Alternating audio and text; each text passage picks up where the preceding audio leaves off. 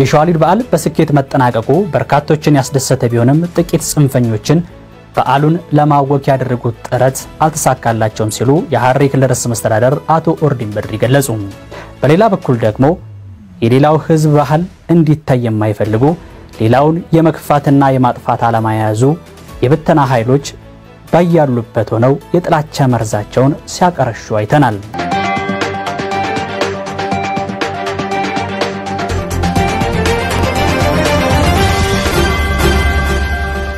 ኦዱተኛ ጀልቀባቲን ሌተናል ጀነራል ታደሳ ወረዳ ፕሬዝዳንቲ ቡልቺንሳ የሮ ትግራይ ተኡን ሙዳመን ከናኒስ ጉያ አራ በካ ሚኒስትር ሙሜ አብይ አህመድ አርጋሙቲ አንጎ ጌታቸው ኢራ ፉዳተኒሩ ገባሰ በላይ ሲምብራንገኛ ኦዱ ብራቲን ፕሬዝዳንቲ ናኖ ሐረሪ ኡመኒ ኦሮሞ ፍንጣሌይ ሰበብራ በለይሱ በርባዱዳ ጀቹን ኦሮሞ ኢረቲ ዱላ ጅቢንሳ ሐማ በነን ኤርጋ ፕሬዝዳንቲ ከና ሆርዶፌ ሞርሚን ሚዲያ ሐዋሳ ጉበት ዳላቴራ ፕሬዝዳንቲች ማሊፍ ከነ ዱባተኒ ገባሰ በላይ ሲምብራንገኛ ኦዱዱማ ወልቀበቴን ሞቱማ ናኖ ኦሮሚያ ዋጅራሌ ጉርጉዶ መነስረይሳ ደበለቴ ናኖ ሐረሪ ከይሳ ቀቡ ቡቃ ሱፊ ጀደሜ ከዳኒስ መጋላ ጉዶን ሐረርጌ በአ ሐረር ድርቀማን ኦሮሞ ሐርካ በሃጅራቹን ያዶ ኡሜራ ኢመከነረቲስ ቆንዳሊ ሞቱማ ጉዳን ኤደኦ ቤንረቲ ዋን ሳጥሌ ቀባ ገባሰ በላይ ሲምብራንገኛ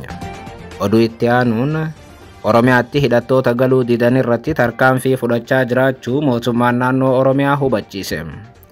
Muddee dabre jechuun ji'a 3 dura Oromiyaatti nagaa buufneerraa jechuun EBC gubbatti ifatti kan dubbatan Haayiluu Addunyaa arrawwa boofaana lola gaggeessaa jiraachuu irra deebi'in dubbii faallaa ji'a 3 dura dubbatan. Ibsa Haayiluu Addunyaa arra laatanii fi ji'a 3 dura laatan bal'inaan dhageessu. Oduu teenya xumuraatiin manni murtii du'a qananii addunyaatiin wal qabatee ammas guyyaa qorannoo dabalataa 10 laachuun dhaga'ame. Gama biraatiin miidiyaan Addis Standard mana murtii irratti himatame gabaasa kaleessa hojjetes haqeera. Addis Standard gabaasa bal'aa simbiraangeenya akkam jirtu daawwattootaaf hordoftotaan olee Global Media oduu odeeffannoo keenya guyyaa irraa tokko jennee jalqabneeti jirra. Odeeffannoo keenya ijoo isaa madhageessan guutuu isaa simbiraangeenya haga xumura sagantaa keenyaatti dhaggeeffachuun yaada qabdan gara koomentiitiin nuuf barreessaa. Viidiyoon keenya namoota hedduu biraa akka dhaqqabuuf immoo like, share, subscribe godhuun dagatinaa isiniin jenna. Kallattumaan gara gabaasa bal'aattiin isin qajeelcha.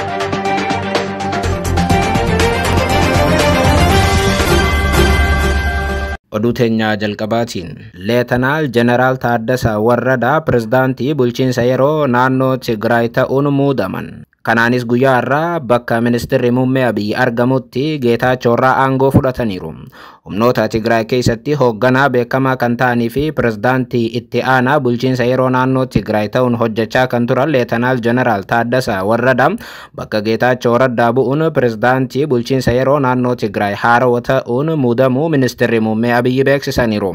Waggoota lamaan dabraniif naannicha bulchaa kan turan Geetaachoo Raddaa barri aangoo isaanii xumuramuu hordofee kaleessa jechuun Ebla 7 2025 bulchaan Itoophiyaa Abiyyi Ahmad ጌታቸው ገገይሱ ሆርዶፌቲ አራ ሌተናልቲች ካን ዱፈና ሚኒስትር ሙሜ አብይ አህመድ ፉላ ሚዲያ ሐዋሱማ ኢሳኒ ኢረቺ አካ በሬሰኒቲ አራ ሰገንታ ጨውምሳፊ አንጎ ደበርሱ አዳ ሃሮ አራወቹፍ ቆጳየ ኢፈቲ ካራ ነጋአቲን ሆጂራ ኦልቺኔራ ጀደን ጅጅረምኒ ሆገንሳ ኩን ወልድብዴ ከይሶ ፓርቲ ቲፒኤልኤፍ ከይሰቲ ጂኦት ሄዱዳፋ ዴማ ቱሬ ሆርዶፌቲ ካን ዱፌም ጅጅረምኒ ሆገንሳ ኩን ቆቆደሚንሳ ከይሶ ቲፒኤልኤፍ ዴኛ ከነ ከይሳ ሐማታ kanaaf akka deebiitti ilaalameera. Bara dabre jechuun ji'a hagayyaa keessatti PLF yaa'ii 14ffaa erga gaggeessee booda kan mul'ate waldhibdeen keessoo wayyaanee kun paarticha murnoota lamatti akka adda ba'us godheera.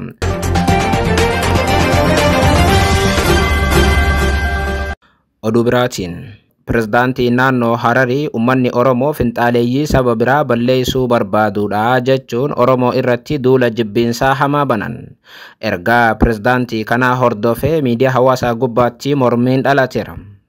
Oduduma wal qabateen mootummaan naannoo Oromiyaa waajjiraalee gurguddoo mana sirreessaa dabalatee naannoo Hararii keessaa qabu buqqisuufi jedhame. Kanaanis magaalaa guddoon Harargee ba'aa Harar dirqamaan Oromoo harkaa ba'aa jiraachuun yaaddoo uumeera. Tibbana baha Oromiyaatti kabaja ayyaana Shawwaalaatiin wal qabatee atakaaroon dhalateera. Waggaa waggaan kan kabajamu ayyaanni Shawwaalaa kun saba Hararii biratti ayyaana aadaa guddaadha jedhama. Ta'us garuu ayyaana kanarratti wantoonni namoota hedduuf hin galle ni jiru. Isaan keessaa ayyaanni kun kan aadaati moo kan amantaati wanti jedhu waggaa waggaan falmii kaasaa tureera. Falmiiwwan kun baranaas bal'inaan kaafamaniiru. Falmiiwwan ayyaana kanaan wal qabatanii ka'an ilaalchisee pirezidaantii naannoo Hararii obbo Ordiin Badrii deebisaan kaleessa kennan ijoo dubbii ta'eera. Pirezidaantii mootummaa naannoo Hararii deebisaan isaan kennan addatti uummata Oromoo arrabsuu fi Oromoo jibburratti kan xiyyeeffate ture. Ayyaanni kun guyyaa lama dura kabajamuu hordofee pirezidaantii naannoo ergaa kaleessa dabarsaniin ayyaanni Shawwaaliid bara kana bifa miidhagaa ta'ee fi milkaa'inaan xumuramuun namoota hedduu gammachiisuus finxaaleeyyii muraasa hanga dhumaatti mufachiiseera jechuun warra ayyaana kanarratti gaaffii kaasan akka finxaaleeyyiitti arrabsuun eegale.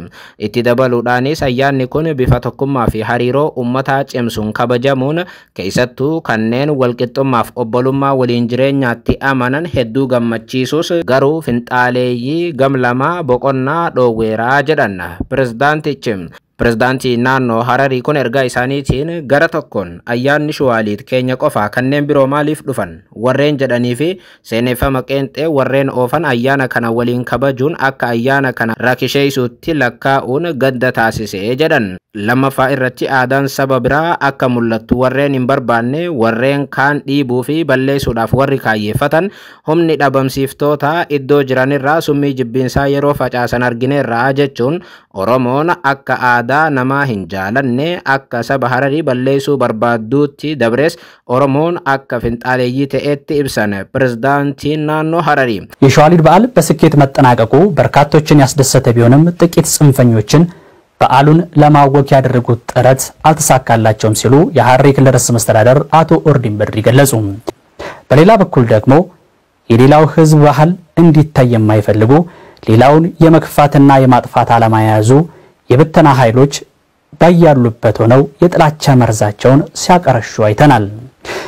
በተለይም እነዚህ አካላት የሸዋሊድ በዓል መከበር የለበትም ብለው pireዝዳንቲን kun itti dabaluudhaanis qaamoleen kunneen ayyaanni Shawwaaliid kabajamuu hin qabu jechuudhaan waan isaan hin galchine keessa galanii eenyummaa saba biraa ukkaamsuu beekamtii dhorkuu fi balleessuudhaaf fageenyi isaan deeman ilaalcha boodatti hafaa fi farra dimokiraasiiti jechuun guutummaatti Oromoon akka waan aadaa saba Hararii balleessuudhaaf gaaffii gaafateetti odeeffannoo sobaatii fi Oromoo irratti olola jibbaa gaggeessan Ordiin Badri. Pireዝዳንቲን kun ergaa kana wayita dabarsu guutummaatti uummata Oromoo keessumaa hawaasa musliimaa dhimma kanarratti yaada kennan tuquu isaaniiti. Akka nama siyaasaatti maqaa Oromoo kaasuu irraa of qusatanis obbo Ordiin Badri akkas jedhan.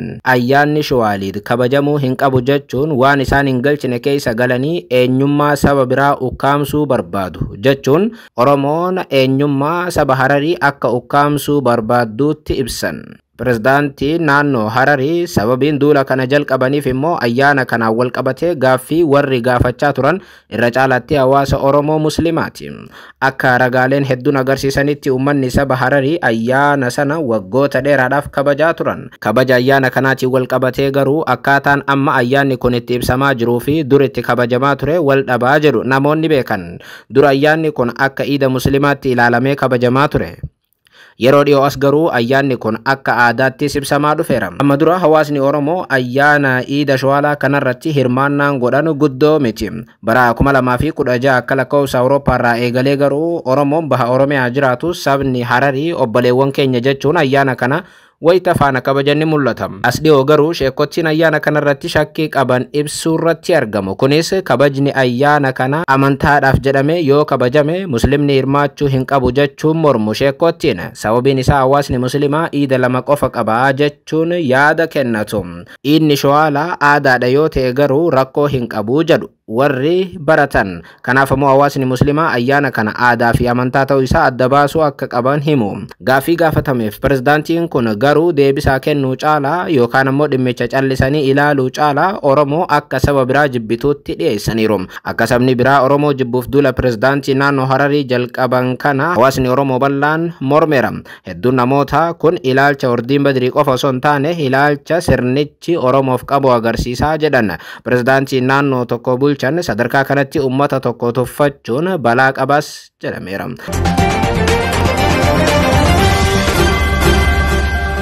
Oduudhuma walqabateen mootummaan naannoo Oromiyaa waajjiraalee mootummaa gurguddoo naannoo Hararii keessaa qabu buqqaasuufi jedhame.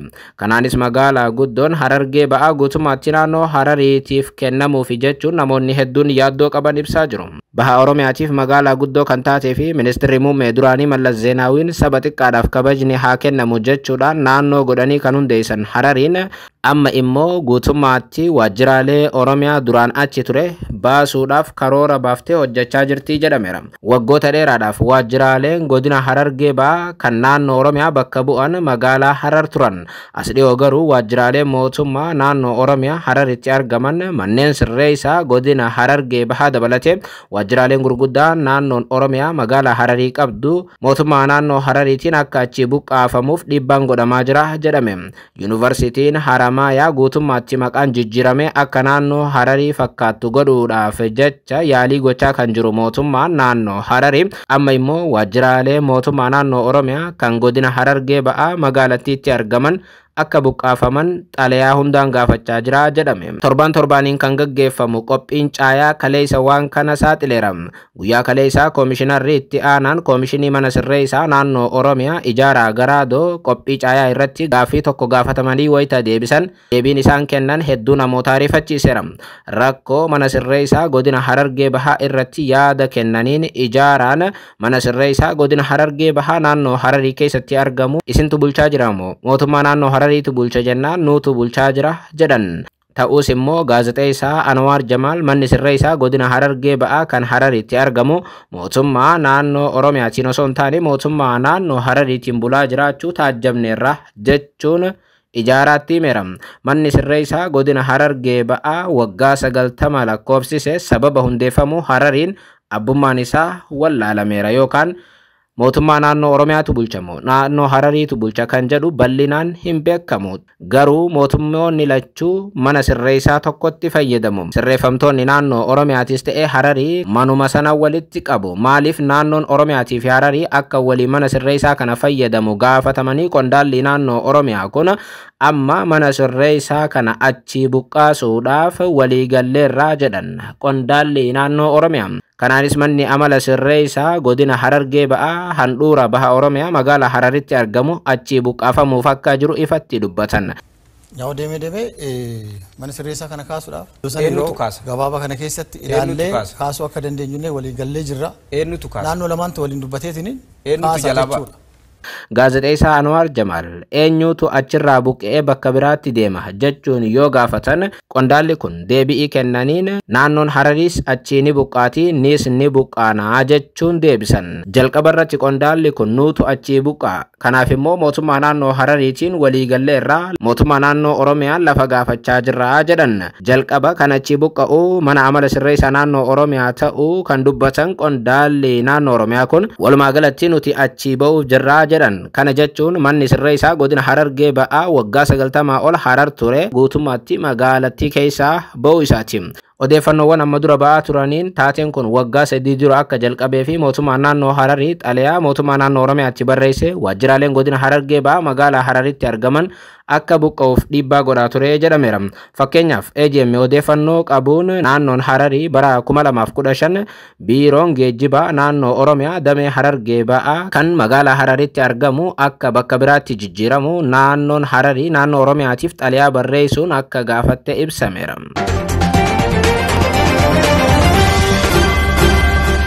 Oduu biraatiin Oromiyaatti hidhattoota galuu didan irratti tarkaanfii fudhachaa jiraachuu mootummaan naannoo Oromiyaa hubachiise.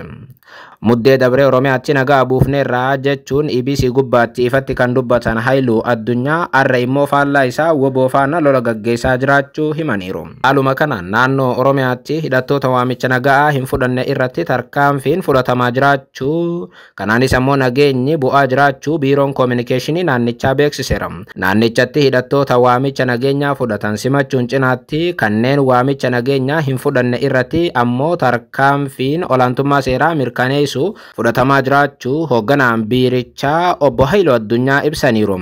Piroojektonni sababa rakkoo nageenyaatiin adda citanii turan irra deebi'iin hojjetamuu eegaluu fi uummanni naannichaa humna guutuudhaan hojiilee misoomaa irratti akka hirmaatan carraan uumamuu dubbatan. Mootummaan naannichaa karri nageenyaaf bane bu'aa olaanaa argamsiisuu himuun hidhattoonni hedduun karaa nagaatiin galan leenjii haaromsaa fudhachaa jiraachuus dubbatan. Haayiluun leenjii haaromsaa erga fudhatanii booda carraan hojii uumamaa fi jiraachuus dabaluun eeran. Hidhattoonni galanii carraan hojii uumamaa fi jiru kun kan jaalsanyii nagaasaa fa'aa turan. Gariin ammoo caasaa mootummaa keessatti akka hirmaatan taasifamus dubbatan. Tarkaanfii olaantummaa seeraa mirkaneessuu fudhatamaa jiruun godinaalee Shawaa Kibba Lixaa, Shawaa Kaabaa akkasumas ammoo Shawaa Bahaa, Dabrees, Wallagga Bahaaf Lixaatti nageenyi waaraan bu'ee jiraachuu dubbatan. Ji'a sadii dura akkuma yaadatamu muddee dabre Haayiluu Addunyaa WBO'n hundi galeera akkasumas ammoo nagaan Oromiyaatti amma booda bu'eera jechuun EBC gubbaatti dubbatanii turan. Oduu teenya xumuraatiin manni murtii du'a Qananii Addunyaatiin wal qabatee ammas guyyaa qorannoo dabalataa 10 kennuun dhaga'ame. Gama biraatiin miidiyaan Addis Istaandardi mana murtii irratti himatame gabaasa kaleessa hojjate haqee jira jedhame. Du'a shamarree Qananii Addunyaatiin wal qabatee kan shakkame Wallisaa Andu'aalam Gosaa beellama manni murtii irratti qabate bu'uura godhachuun ganama irraa mana murtiitti dhiyaateera. Dhimmicha ilaalaa kan jiru mana murtii federaalaa jalqabaa Ramaddii Araadaatti dhaddacha irra taa'een ajajaawwan garaagaraa dabarseera. Manni murtichaa dhaddacha wiixata kaleessaa jechuun ebla 7/2025 taa'een yaada poolisii fi abukaattoo shakkamaa erga dhaggeeffateen booda ajaja kennuuf irratti beellama qabatee ture. Haaluma kanaan manni murtichaa poolisiin guyyoota beellama dabran keessatti jecha ragaalee namoota akkasumas ammoo ragaalee sanadaa walitti qabuu himeera. Kana malees dhimmichi yeroo qorannoo gahaa kan barbaaduudha kan jedhe manni murtichaa poolisiidhaaf bitooteessa 29/2017 akka lakkoofsa Itoophiyaa irraa eegalee kan lakkaa'amu guyyoota qorannoo dabalataa 10 laateera.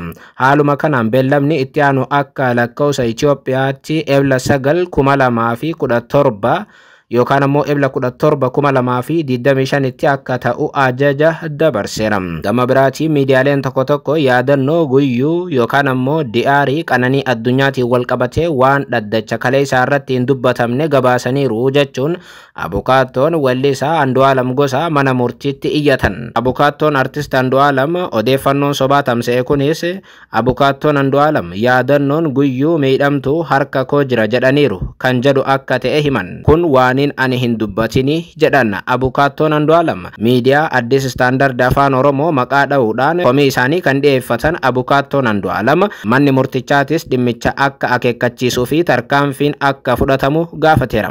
Kana malees yaadannoon guyyuu miidhamtuu harka koo seenee hin beeku kan jedhan tasuma na bira hin geenye harka poolisii jira jedhan abukaattoon shakkamaa kana. Qabiyyee yaadannichaa maatii shakkamaarraa hubachuu mirkaneessan. Manni murtichaatis gulaalaa miidiyaa Addis Istaandard dhaddachatti waamuun kan gaafate yommuu ta'u, gulaalaan miidichaa abukaattoo waliin erga haasawanii booda gabaasa hojjetamee ture sirreessuu dubbateera.